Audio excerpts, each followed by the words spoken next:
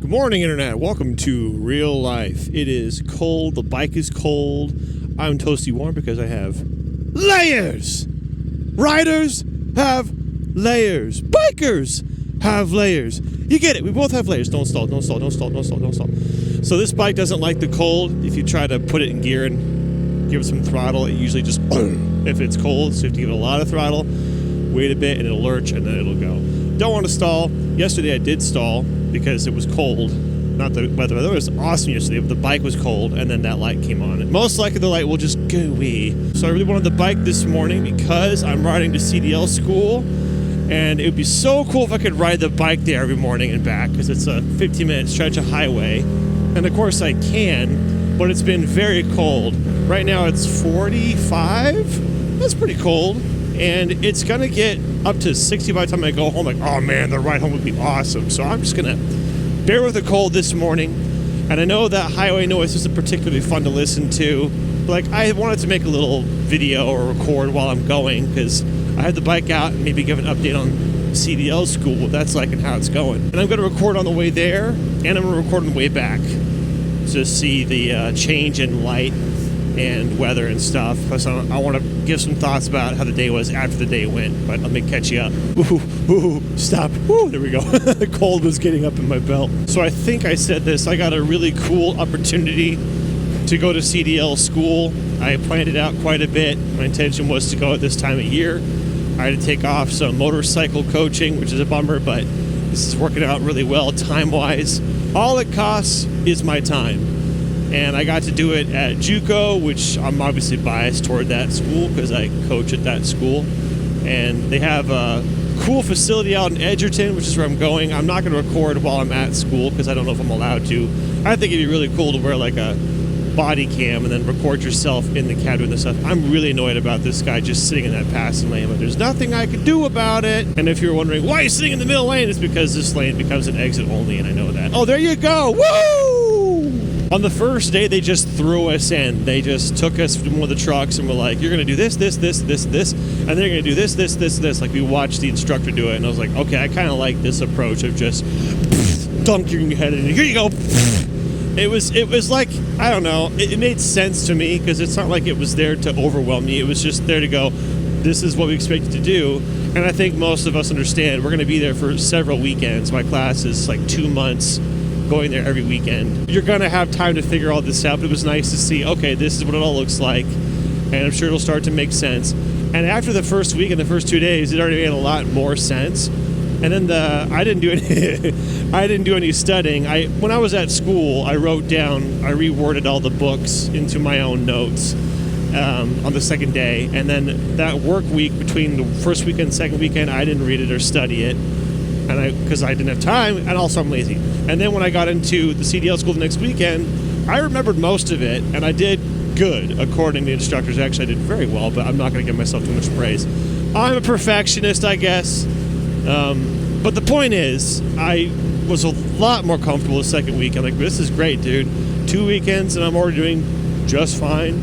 I will most likely, statistically, do fine at the end of class. And I say that with a great air of caution and knowing I just jinxed myself, because that's what and I also say, something I say to my students is, you can fail at anything you set your mind to. I almost forgot, I'm going to McDonald's. I have to say McDonald's that way. Ever since I heard Jim Gaffigan say it in a very old sketch, it's at least 10 years old now. I eat McDonald's for breakfast a lot. It's a miracle that I'm not fatter than I am.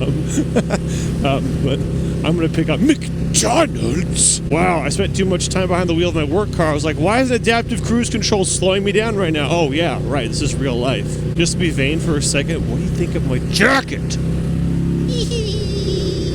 Crashes. I've wanted a tan canvas jacket with fleece. I guess it's actually a shirt, but for a long time. And I thought, you know what? It's cold now. I'm out at the range with the trucks in the mornings. I think it makes sense to go ahead and buy one now.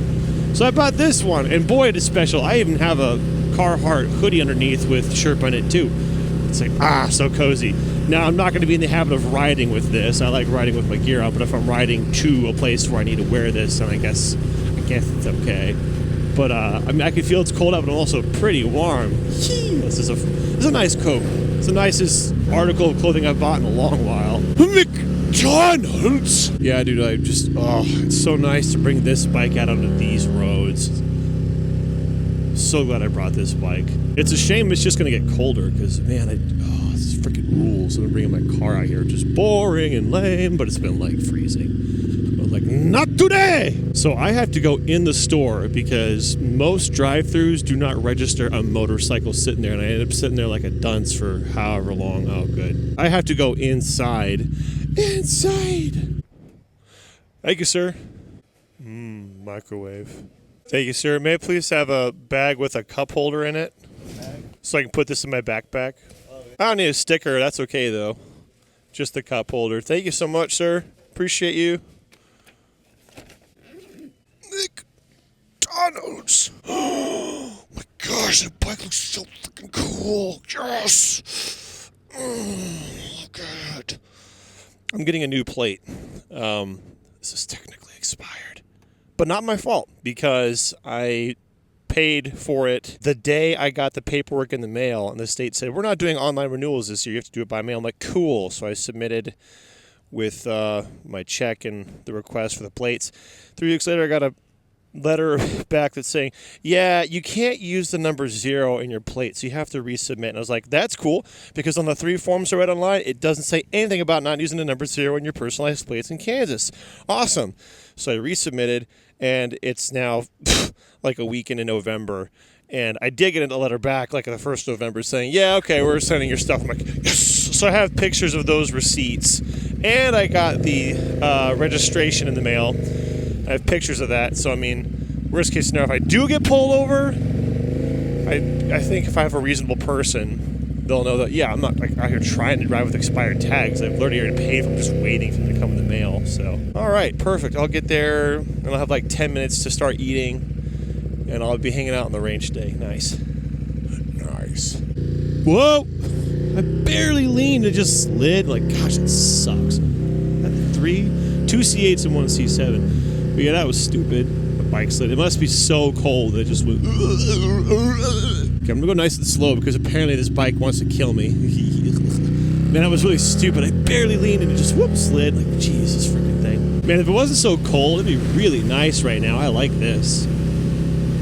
Just a little bit of sunshine early in the morning, taking off on a ride. This almost gets me in the mood to travel on a motorcycle. Oh, nothing is quite so exciting as, especially after having been so long of not traveling, to have a bike fully loaded, get on it in the morning, start taking off, and like, oh my gosh, we're doing it, we're going, ah! And it's just like all the hype. It's just like if a dog sees you grabbing your things and they get excited because, oh, we're going.